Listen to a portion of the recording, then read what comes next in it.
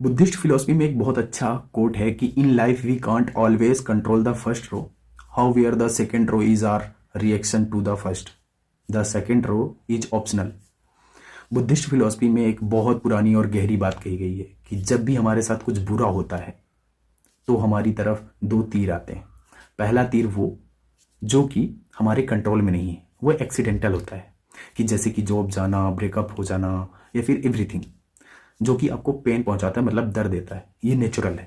But जो दूसरा है, जो असली बर्बादी का तीर है, वो ये है कि हमारा रिएक्शन, हमारी ओवर थिंकिंग, मैं ही क्यों, अब क्या होगा।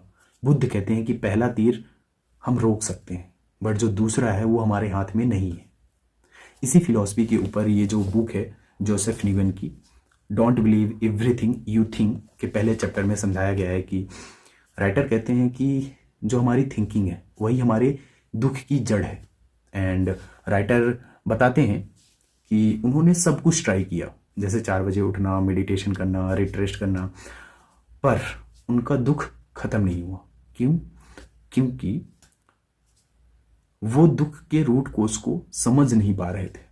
हम अक्सर अपने दिमाग में चल रही बातों को सच मान लेते हैं।